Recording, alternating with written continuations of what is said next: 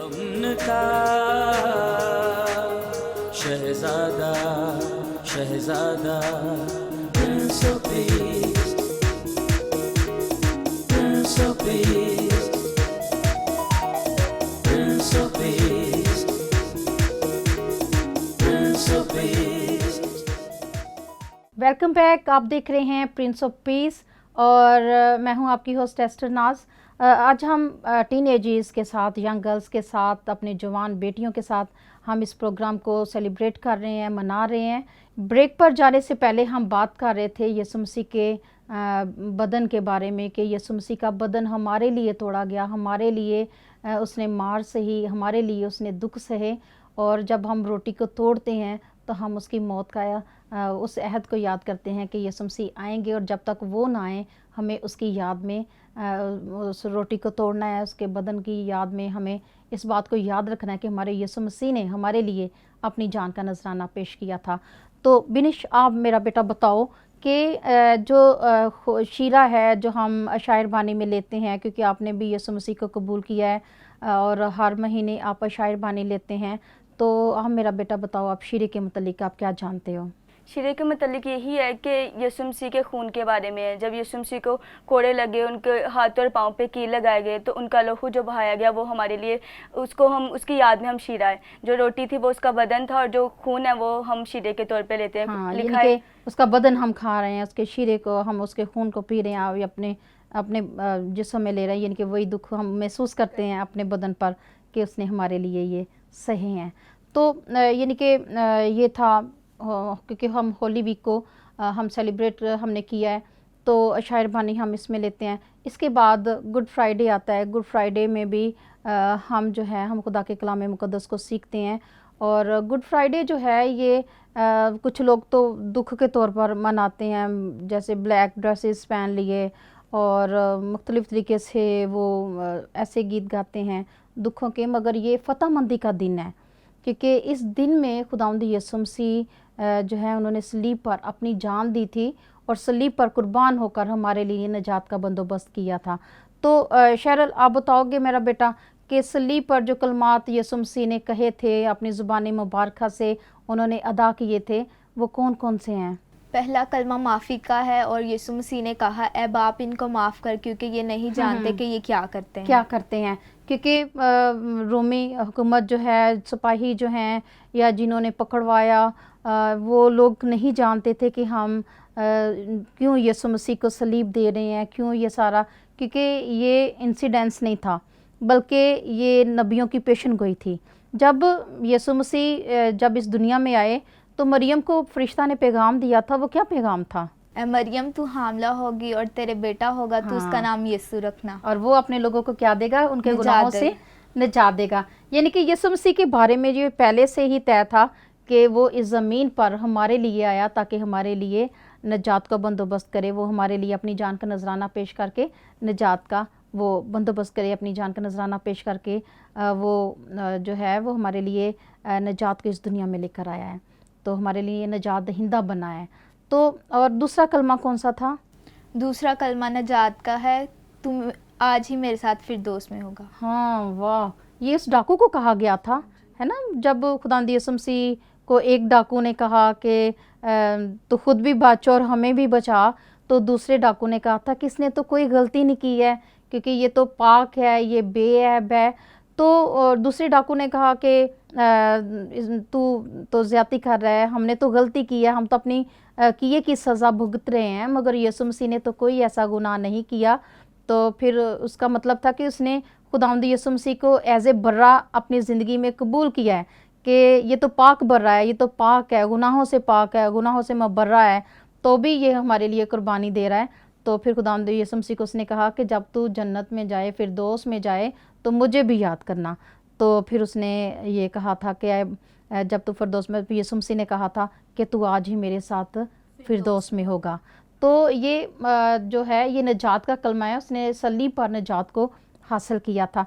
जी बिनिश, आप मेरा बेटा बताओ कि अगले जो कलमात हैं जो खुदावंद यीशु मसीह ने कहे वो कौन कौन से हैं? जब तीसरा कलमा हम देखते हैं तो वो मोहब्बत का कलमा है, जिसमें यीशु मसीह ने कहा ए औरत देख तेरा बेटा ये है, और बेटे से कहा देख तेरी माँ ये है। ये मोहब्बत का कलमा है। इससे हमें यही सबक मिलता है कि हम एक दूसरे से मोहब्बत करें। और जब हम चौथा कलमा देखते हैं तो उसमें कफ़ारा है, जिसमें कहा ए मेरे खुदा तूने मुझे क्यों छोड़ दिया। कफ़ारा ये है कि जब खुदावंद यीशु मसीह ने हमारे लिए हमारे गुनाहों की खातिर अपना कफ़ारा दिया ताकि हम गुनाहों से निजात पा सकें। क्योंकि पूरी दुनिया के, पूरे जहां के, कुल कायनात के जो गुनाह थे, जो जितने भी हमारे गुनाह थे उस पर लाद दिए गए, और वो हमारे लिए कफ़ारे का काम वहाँ पर कर रहा था। क्योंकि ईद क़याम पे आपको पता है कि बच्चों कि ईद क़याम पे वो लोग यरूशलेम में जमा हुआ करते थे, और यरूशलेम में वो खैमों में रहते थे। खैमों में रह के वहाँ पे वो अपने साथ अपने बर्रे भी लेके आया करते थे ताकि वो उस ईद को सेलिब्रेट करें और अपने बर्रे की कुर्बानी वहाँ पे दें। तो खुदावंद यीशु मसीह भी ये होली वीक जो है, ये इतवार को या पाम संडे को यरूशलेम में दाखिल होना एज ए बर्रा खुदावंद यीशु मसीह दाखिल हुए थे। तो वहाँ पे जब खुदावंद यीशु मसीह ने कुर्बानी अपनी दी, कुर्बान हुए, तो वहाँ पे फिर ये कलमा उन्होंने कहा था। और क्योंकि हमारे गुनाह उस पर लाद दिए गए, हमारी गंदगी, हमारी नापाकी, तो फिर खुदावंद यीशु मसीह ने ये कलमा कहा था। और मोहब्बत का कलमा बहुत खूबसूरत कलमा है ना। तो जैसे उन्होंने अपनी माँ की फ़िक्र की है ना, कि देख तेरी माँ ये है, और माँ को बोला कि देख तेरा ये बेटा है, यानी कि सलीब पर भी उसको अपनी माँ की फ़िक्र थी। तो हमें भी अपने पेरेंट्स की रिस्पेक्ट करनी चाहिए, कदर करनी चाहिए, क्योंकि हमारे पेरेंट्स हमें बहुत प्यार करते हैं, हमें बहुत अच्छे तरीके से वो संभालते हैं, उंगली पकड़कर चलना सिखाते हैं। माँ जो है वो तोतली ज़ुबान को समझ लेती है कि मेरा बेटा क्या कह रहा है या मेरी बेटी क्या कह रही है। तो हमें हमेशा अपने माँ बाप की रिस्पेक्ट करनी है, उनकी इज़्ज़त करनी है और उनका ख्याल रखना है।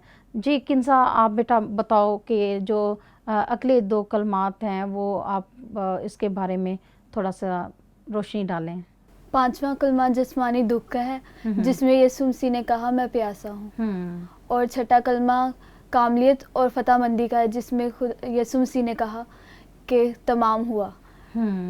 फतामंदी का, क्योंकि वो काम जो बाप ने बेटे के सुपुर्द किया था वो काम खुदावंद यीशु मसीह ने कंप्लीट कर दिया, यानी कि अपनी जान जो है वो खुदा के सुपुर्द कर दी। और उसने वो कुर्बानी जो बेटे के लिए बेटे ने देनी थी वो ख़त्म हो गई। और वो कुर्बानी जो हर साल दी जाती थी, वो एक ही बार अपना खून लेकर वो तख्त के सामने चला गया, बाप के पास चला गया, हैकल में दाखिल हो गया। तो हम देखते हैं कि खुदावंद यीशु मसीह ने अपनी जान की कुर्बानी देकर, एक ही बार अपने खून की कुर्बानी देकर हम सब की कीमत अदा कर दी, हमारे गुनाहों की कीमत अदा कर दी, और पाक बर्रा बनकर उसने हमारे गुनाह अपने ऊपर उठा लिए, ताकि हम वो बोझ जो हम पर था वो खुदावंद यीशु मसीह ने अपने ऊपर उठा लिया और हमें आज़ाद कर दिया। तो ये आज़ादी में जैसे कि आप लोगों ने खुदावंद यीशु मसीह को अपना निजात दहिंदा कबूल किया है, तो यानी कि कबूल करने के बाद हमें अपनी ज़िंदगी को कैसे गुजारना चाहिए? शैरल बेटा आप बताओगे। जब हम यीशु मसीह को और खुदावंद को हम कबूल कर लेते हैं, और हमें सारी चीज़ों से हमें दूर रहना चाहिए जो हमें खुदावंद ने मना की हैं। तो बिनिश आप मेरा बेटा बताओ, क्योंकि आप कॉलेज भी जाते हो और फिर बहुत सारे आप डिफरेंट बेटियों से भी आपका ताल्लुक़ होता है, वास्ता होता है, रिलेशन होता है। तो कभी आपने यीशु मसीह की गवाही दी हो, आपकी ज़िंदगी में खुदा ने काम किया हो, खुदा ने आपसे बातचीत की हो, तो आपने कभी गवाही दी है, उनके दरमियान आपने खुदा का काम किया है? जैसे कि आपने कहा कि आपकी मीन्स के बातचीत दूसरे फ्रेंड्स होती है, तो मैं अपने किरदार से, अपनी बातचीत से खुदावंद के जलाल को ज़ाहिर करती हूँ, क्योंकि खुदावंद ने मुझे अपनी खिदमत के लिए चुना, और मैं खुदावंद अपनी बातों से मैं ज़ाहिर करती हूँ कि मैं खुदावंद की चुनी हुई बेटी हूँ।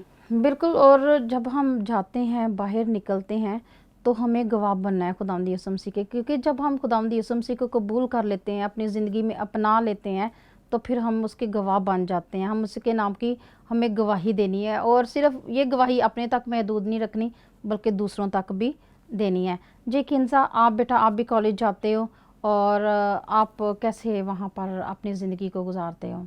हमें हमेशा खुदावंद के खौफ में अपनी ज़िंदगी को गुजारना चाहिए, क्योंकि जिस्मानी चीज़ें जो दुनिया में है वो कभी भी ख़त्म हो सकती हैं, लेकिन खुदा जो हमसे बहुत ज़्यादा प्यार करता है, उसने हमें अपने लिए तख्लीक किया है कि हम उसकी इबादत कर सकें। यानी कि जब आप कॉलेज जाते हो आप अपने जहन में इस चीज़ को रखते हो कि हमें खुदा के डर और खौफ में अपनी ज़िंदगी को गुजारना है, तो वहाँ पे जैसे दूसरे लोग आपको मिलते हैं तो फिर आप बताते हैं, कभी आपने गवाही दी हो कि मैं खुदा ने मेरी ज़िंदगी में मेरी दुआ को सुना, मैंने खुदा से दुआ की, आपने कभी अपनी गवाही सुनाई हो किसी को?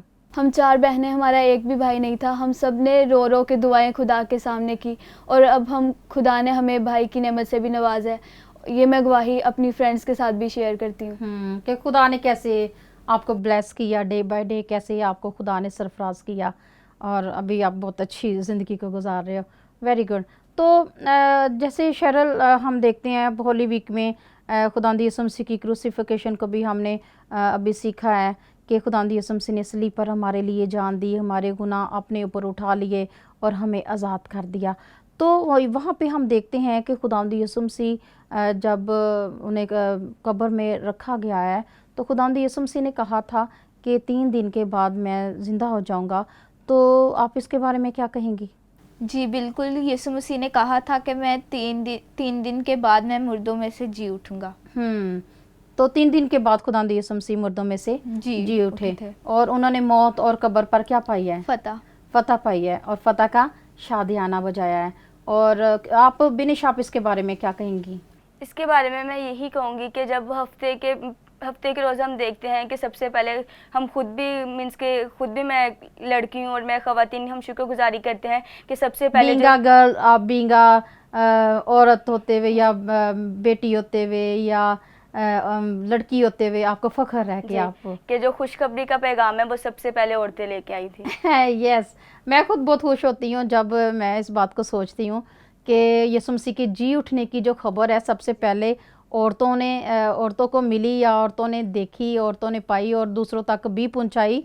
वो औरतें थी जो खुदावंद यीशु मसीह की कब्र पर आई थी और उन्होंने खुदावंद यीशु मसीह। और आपको बेटा पता है कि जो है उस ज़माने में, उस वक्त में लोग खुशबूदार चीज़ें जो लाश रखी जाती थी या जो जिसकी डेथ हो जाती थी, जो इस दुनिया फ़ानी से कूच कर जाता था, तो उसके बदन को वो खुशबूदार चीज़ें लगाते होते थे और वो खुशबूदार चीज़ें ही लेकर वो कब्र पर गई थी। मगर ये कि जब वो कब्र पर पहुंची थी तो जो कब्र का जो भारी पत्थर रखा हुआ था वो लुढ़का हुआ था और कब्र जो है वो अंदर से खाली थी। और वो मरियम मगदलिनी और मरियम जो है वो वहाँ पे पहुँची हैं, तो वहाँ पे उन्होंने खाली कब्र को देखा है तो वो परेशान हो गई हैं। तो वो जब वो मिली तो कौन उनको मिला था? जब वो परेशान होंगी कि और रोने लगी कि हमारे खुदावंद की लाश को कोई उठा कर ले गए, तो उन्होंने, हाँ, क्योंकि कब्र खाली थी जी, उन्होंने 2 फरिश्तों को जो सफेद लिबास पहने हुए थे उनको खड़े देखा। तो फिर उन्होंने क्या कहा? उन्होंने कहा कि हमारे मालिक की लाश को कोई उठा के ले गया, कहीं तू तो नहीं लेके चला गया। बिल्कुल, वो यही समझ रही थी कि शायद ये उठा के लेके चले गए हैं। फिर जब वो पीछे देखते हैं तो उस खुदावंद यीशु मसीह उस जगह पे खड़े थे, लेकिन खुदावंद यीशु मसीह को उन्होंने नहीं पहचाना और बागबान समझ के उनसे कहने लगी कि क्या तूने तो नहीं हमारे यीशु की लाश को उठा के ले गए। तो वो खुदावंद यीशु मसीह को ना पहचान सकी। शरल, आप मेरा बेटा अपने देखने वालों को आज क्या मैसेज दोगे ईद क़यामतुल मसीह के मौका पर? यीशु मसीह हमारा निजात दहिंदा है और हम सबको उसे कबूल करना चाहिए। मेरी तरफ से और मेरी फैमिली की तरफ से आप सबको ईद क़यामतुल मसीह बहुत मुबारक हो। आप बिनिश, आप हमारे देखने वालों को पैगाम देना चाहें? मैं देखने वाले को यही पैगाम देती हूँ कि खुदावंद यीशु मसीह हमारा निजात दहिंदा है। उसने हमारे लिए सलीब पर अपनी जान दी। हमें चाहिए कि हम उसकी निजात में अपनी ज़िंदगी को बसर करें। और मैं अपनी तरफ से और अपने फैमिली की तरफ से तमाम देखने वालों को ईद क़यामतुल मसीह मुबारक कहती हूँ। जी किंजा, आप क्या बेटा हमारे देखने वालों को पैगाम देना चाहती हैं आज के खूबसूरत मौका पर?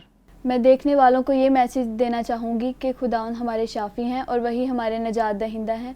इसलिए हमें खुदावंद को कबूल करना है और हमेशा आसमानी चीज़ों की तलाश में रहना है, ना कि दुनिया की चीज़ों की तलाश में। और मैं सब देखने वालों को अपनी तरफ से और अपनी फैमिली की तरफ से ईद क़यामतुल मसीह मुबारक कहती हूँ। और अभी क्योंकि हम खुदा के कलाम मुक़द्दस में से सीख रहे थे कि खुदावंद यीशु मसीह इसलिए ज़मीन पर आए ताकि हमारे लिए सलीब पर अपनी जान देकर कीमत अदा करें, अपनी जान का नजराना पेश करें ताकि हम निजात पाएँ। वही हमारा निजात दहिंदा है, वही हमारा शाफ़ी है। और खुदावंद यीशु मसीह ने मौत और कब्र पर फतह पाकर हमें फ़तहमंद ज़िंदगी गुजारने का फ़ज़ल बख्शा है। हमें खुदावंद यीशु मसीह की हम शुक्रगुजारी करते हैं उसकी मोहब्बत के लिए जो उसने हमसे की है और अपनी जान का नजराना पेश किया है। और मैं आपको ये देखने वालों को पैगाम देना चाहती हूँ कि आपने इन तीनों बेटियों को देखा, ये यंग हैं, यूथ में हैं और इन्होंने अपनी ज़िंदगी को खुदा के स्पुर्द किया हुआ है, खुदा को दिया हुआ है, शख्सी तौर पर अपना निजात दहिंदा यीशु मसीह को कबूल किया हुआ है। आप भी यंग हैं, जो देखने वाली बेटियां हैं या बेटे हैं जिन्होंने खुदावंद यीशु मसीह को कबूल नहीं किया हुआ, तो वो भी इस चीज़ को याद रखें कि हमारा निजात दहिंदा जो है वो सिर्फ यीशु है और उसके अलावा कोई रास्ता नहीं जो हमें निजात दे सके, रिहाई दे सके। रिहाई और छुटकारा पाने के लिए हमें यीशु के पास ही आना है, क्योंकि वही अव्वल और आखिर है और वही इब्तिदा और इंतहा है। आइए अपनी आंखों को बंद करें, हम दुआ करेंगे। प्यार से भरे हुए खुदावंद हम शुक्रगुजारी करते हैं आज के अच्छे और ख़ूबसूरत दिन के लिए, बड़े दिन के लिए, फ़तहमंद दिन के लिए और तेरी कुर्बानी के लिए हम शुक्रगुजारी करते हैं। और खुदावंद हम शुक्रगुजारी करते हैं कि तू हमारा निजात दहिंदा बनकर, हमारी निजात बनकर इस दुनिया में आ गया ताकि हम रिहाई पाएँ और छुटकारा पाएँ। आज हम सबको तौफीक दे कि हम हमेशा तुझे अपनी ज़िंदगी में रखें और तेरे साथ अपनी ज़िंदगी को गुजारें, ताकि हमारे ख़ानदान घराने तुझ में शादमान और खुश व खुर्रम रहें। हम सबको बरकत दे, मसीह के कादर, पाक और मुकद्दस नाम से मांगते हैं, आमीन।